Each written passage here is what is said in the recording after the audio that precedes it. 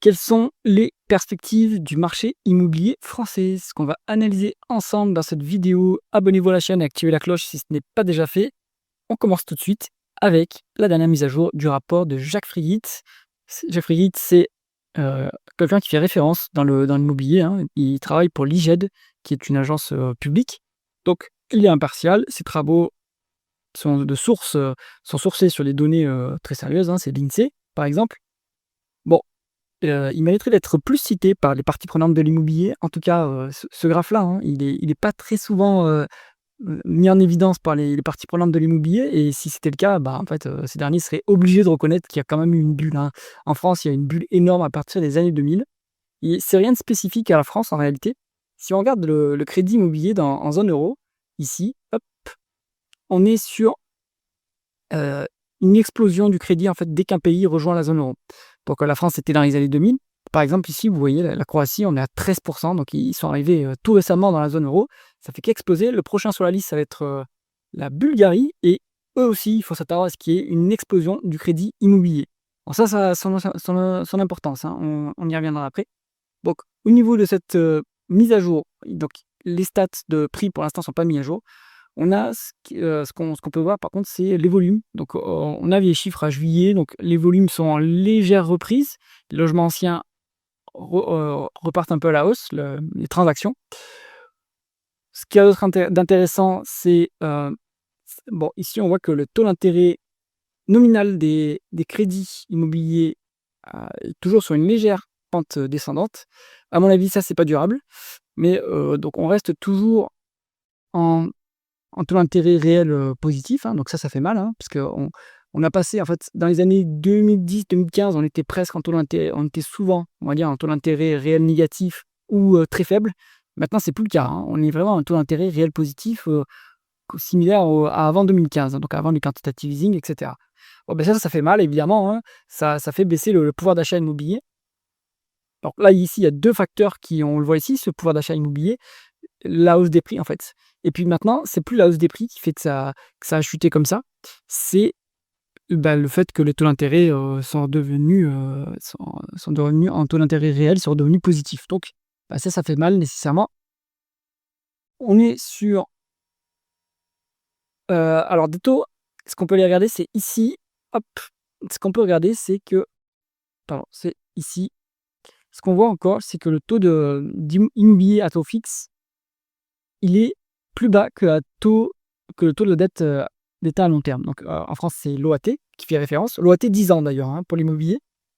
Eh bien, c'est assez rare, hein. Là, en fait, ce qu'on peut le voir, c'est que sur la période 2020-2021, on a eu un moment où la courbe noire était au-dessus de la courbe bleue, ce qui voulait dire que les taux de la dette d'État étaient au-dessus du taux de crédit immobilier, alors que ça s'est fortement rattrapé. Ça allait très haut, hein, d'ailleurs, au-dessus de 4 les taux de crédit immobilier. On a une baisse un peu violente, mais à nouveau, on a le taux d'État à long terme le taux de la dette d'État à long terme qui est au-dessus du taux de crédit immobilier. Ça va pas durer. Nécessairement, il faudra que le taux de crédit immobilier remonte et ça se comprend très bien puisque, une banque, elle prend moins de risques à prêter à son État qu'à prêter à un particulier puisque l'État, il ne peut pas faire faillite théoriquement quand il a sa propre monnaie. Bon, la France n'a pas sa propre monnaie, hein. En zone euro, aucun pays n'a sa propre monnaie. Tout le monde est endetté en monnaie étrangère, puisque l'euro, c'est une monnaie commune qui est étrangère à tous les pays, finalement. Donc, théoriquement, l'État français ne pourrait pas faire faillite. Bon, ça, c'est la théorie qui nous le dit. Les particuliers, en tout cas, ils ont beaucoup plus de risques, hein. Risque de chômage, maladie, etc. Donc, nécessairement, ça doit inclure une prime de risque. Donc là, ça ne l'inclut pas. Donc c'est une aberration et ça va se corriger bien sûr, hein, à la rentrée sans aucun problème. Bon, on continue d'avoir des volumes de crédits, alors des nouveaux crédits qui sont en chute, très forte, hein, et ça rebondit un petit peu là. Moi je pense que ce rebond n'est pas durable. Ce qu'on voit, c'est que l'encours de crédit total, il a bien baissé depuis, 2024, hein, depuis, même 2023, il a commencé à sérieusement baisser et c'est normal, hein. Il n'y a plus de nouveaux crédits puisque, en fait, d'une part, il y a des conditions d'octroi de crédit qui se sont durcies avec le HCSF. Donc ça a commencé à partir de 2019. Donc, endettement maximum à 25 ans sauf exception, avec un apport, qui doit être normalement assez conséquent, 10 à 15. Mais, il faut se rendre compte que les prix sont encore trop élevés, amener 10 à 15 sur, un logement qui vaut, 300 000 €, bah, il y a pas tout le monde qui peut mettre, 30 000 à 45 000 €, hein, donc ça forcément ça impacte les, les nouveaux crédits. Donc ici, hop, on a vu l'évolution du crédit. Je voulais faire un petit détour sur les taux d'intérêt immobiliers. Ça va aussi vous mettre en lumière pourquoi en fait, le taux d'intérêt immobilier, il a aucune chance de rebaisser maintenant, hein.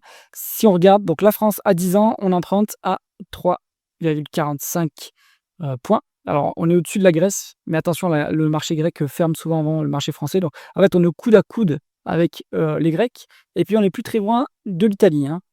Bon, l'Italie, c'est en gros les finances publiques les plus dégradées de la zone euro, mais eux, ils font un effort. Ils ont un excédent primaire, hein, c'est-à-dire qu'ils ont les moyens de rembourser les intérêts de la dette.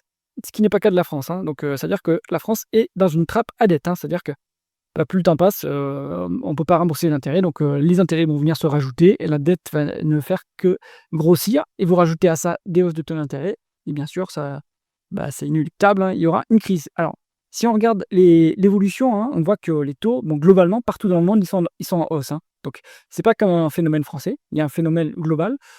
On va dire que la dette la plus, demandée dans le monde, c'est la dette, américaine, hein, évidemment, puisque c'est le marché le plus liquide et puis c'est aussi la monnaie de réserve mondiale, ce qui est pas le cas de l'euro. Donc, en fait, une hausse du taux d'intérêt de la dette américaine entraînera une hausse des taux d'intérêt partout dans le monde, hein. Même le Japon est en hausse, hein. Donc si on regarde depuis le début de l'année, on est sur, 8 de hausse du taux d'intérêt, français quand même, ce qui est pas rien, hein. Alors le taux d'intérêt n'est pas à 8, il est à 3,45, hein, je vous l'ai dit. Mais ce taux, il a bien varié depuis le début de l'année, hein, donc il a bien monté et pour l'instant, la trajectoire ne s'améliore pas, hein. Sur, 1 an glissant, c'est, 16, donc c'est quand même assez élevé et on voit, hein, ici, vous voyez la performance, hein, sur 1 an, il y a donc là, c'est France 20 ans, mais sur les autres pays, si on compare, sur du 10 ans, en fait, c'est le taux français qui a le plus monté. Alors, il y a le taux allemand, pardon, qui a aussi monté pas mal, mais sauf qu'il part de beaucoup plus bas, hein, ce taux allemand. Et donc, il y a aussi un effet d'ailleurs d'éviction, parce que les Allemands, ils ont parlé d'un plan de réarmement, d'un plan de dépenses énorme. Nécessairement, c'est la dette la plus sûre de la zone euro. Donc, les gens, les créanciers, les investisseurs, eux, ils vont plutôt vers la dette allemande parce qu'elle est très sûre. Donc, si le taux de la dette allemande monte, eh bien nécessairement, les autres taux de la zone euro vont monter également, hein. Évidemment, c'est un effet d'éviction, hein. Vous avez de la dette qui vaut qui vous rémunère plus et qui est de meilleure qualité, bah, vous allez d'abord vers celle-ci. Surtout que l'Allemagne, en général, elle émet peu de dettes et là, il va y avoir un volume assez énorme de dettes qui va être émis. Donc, bah, forcément, ça va pénaliser, la France et l'Italie, par exemple, hein.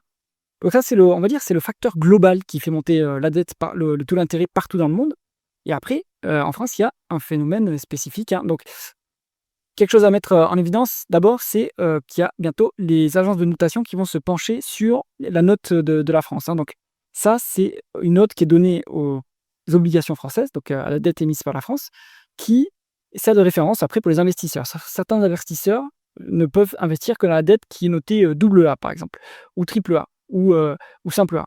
Bon, ben, on voit que alors les 3 principales agences de notation, c'est Fitch, Moody's et Standard and Poor's. Il y en a 2 qui sont en perspective négative avec du AA- et du AA- ici aussi. Donc si c'est dégradé, ça passe en simple 1 et changer d'un cran comme ça, bah, ça va faire que, certains investisseurs ne pourront plus acheter la dette française et donc moins de demande égale hausse des taux d'intérêt. Voilà, donc ça c'est pour une dégradation de la note. Cette dégradation de la note, à mon avis, elle interviendra à cause de ceci. Donc sondage, hein, on est sur, maintenant plus d'un Français sur 7. Un Français sur pardon, 7 Français sur 10, pardon, qui veulent, bah, en fait, une censure du gouvernement Bayrou. Donc, bah, en fait, il va se reproduire le même cirque que c'est ce qu'on va voir ici. Hop, je vais fermer ça. C'est ce qu'on va voir, ici, hein. Il va se passer le même cirque que l'année dernière quand Barnier a été censuré. Le spread, donc c'est-à-dire l'écart de taux entre les obligations allemandes, qui est la référence en Europe, en zone euro, et les obligations françaises, va augmenter. Donc, en fait, il y a un risque politique, s'il y a une censure et ensuite vous avez une dégradation, nécessairement, la situation sera encore pire qu'à cette période, hein, ici, quand le spread était déjà au plus haut. Bon, ça va être encore pire. Donc on va à minima aller vers ces 86 points de base et pourquoi pas beaucoup plus, hein, pourquoi pas 100 points de base, hein, je pense. Donc bah, ça va pénaliser, notre taux d'intérêt, hein. Donc si on se remet ici, on est sur, voilà, un taux d'intérêt qui facilement avec la hausse généralisée plus la hausse du spread, je pense que, le taux d'intérêt français, à minima, il va aller rejoindre celui d'Italie, donc 3,6. Peut-être que l'Italie, ça va monter un petit peu, mais en fait, il y a une forte probabilité que à la fin de l'année, on soit autour des 4 sur le taux français à 10 ans.